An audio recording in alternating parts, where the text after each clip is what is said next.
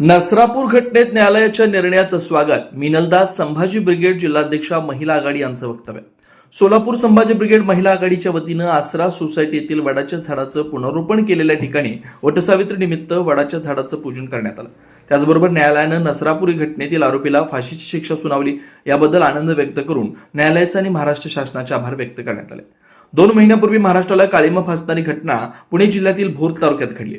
समस्त महिलांच्या उरात धडकी भरवणारी व काहींचं काळीज सुन्न करणारी अशी घटना घडल्यामुळे संपूर्ण महाराष्ट्र ढवळून निघाला होता. त्यामुळे सर्व समाजातील महिला स्त्री पुरुषांनी संताप व्यक्त करून नसरापूर घटनेतील आरोपीला तात्काळ फाशीची सजा देण्याची मागणी केली होती. त्या अनुषंगाने संभाजी ब्रिगेड महिला आघाडीच्या वतीनं सुद्धा पार्क चौकात भीमा कांबळे या आरोपीला फासावर लटकावावं म्हणून आंदोलन केलं होतं. महाराष्ट्र शासनानं व न्यायालयानं तमाम महाराष्ट्रवासियांची लोकभावना विचारात घेऊन अवघ्या 2 महिन्यात त्या नराधमाला फाशीची शिक्षा सुनावली. त्या न्यायालयाच्या निर्णयाचं आम्ही संभाजी ब्रिगेड महिला आघाडीच्या वतीनं सहर्ष स्वागत करून न्यायालयाचं व महाराष्ट्र शासनाचे आभार व्यक्त करतोय. जर अशाच पद्धतीनं अत्याचारित आरोपीला लवकरात लवकर शिक्षा ठोठावली तर निश्चितच महाराष्ट्रामधील लहान मुली महिला यांच्यावरील अत्याचाराचं प्रमाण कमी होऊन आरोपीच वचक बसेल.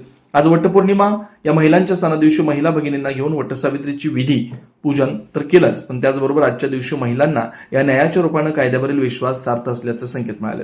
यावेळी संभाजी ब्रिगेड महिला आघाडीच्या जिल्हाध्यक्षा मिनलताई दास, सोनाली चौरे, दीपाली शिल्पकार, प्रिया मुलादे, शांता जोगदंड, प्रिया काळे, काजल जोगदंड, अर्चना तुपसुंदर, स्वप्ना देंडे, स्वाती कांबळे, जयश्री पिंपळकर, प्रीती पिंपळकर, रुपाली तानवडे उपस्थित होते.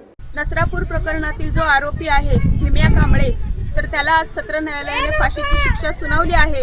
त्याबद्दल आम्ही सर्व वटपौर्णिमेच्या वडाच्या पूजेला आलेल्या सर्व सवाष्णी या महाराष्ट्र सरकारचं, या न्याय व्यवस्थेचं आणि या प्रकरणामध्ये तपास करणारे जे पोलीस असतील, इतर अधिकारी असतील, त्या सर्वांचं आम्ही कौतुक करतो आणि स्वागत करतो. खरं तर हा निकाल जो दिलेला आहे हा अत्यंत कौतुकास्पद असा निकाल आहे. मधल्या काही काळामध्ये जे मुलींवरचे, महिलांवरचे जे अत्याचार वाढत चालले होते, यावरनं न्याय व्यवस्थेवरचा जो विश्वास आहे तो उडाल्यासारखा होता. परंतु जो न्यायालयाने जो निकाल दिलेला आहे तो अत्यंत न्यायप्रिय असा निकाल आहे.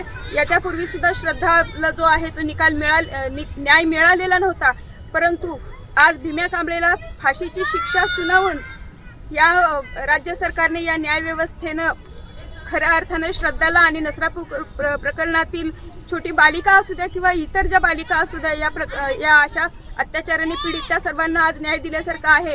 परंतु या माध्यमातून न्याय व्यवस्थेला आणि महाराष्ट्र शासनाला आम्ही विनंती करत आहोत की हा जो निकाल दिलेला आहे ह्याची तात्काळ अंमलबजावणी करण्यात यावी. कारण ही जर अंमलबजावणी तातडीने केली तर इथून पुढं असे अत्याचार करताना हे जे अत्याचारी आहेत ते 10 वेळा विचार करतील.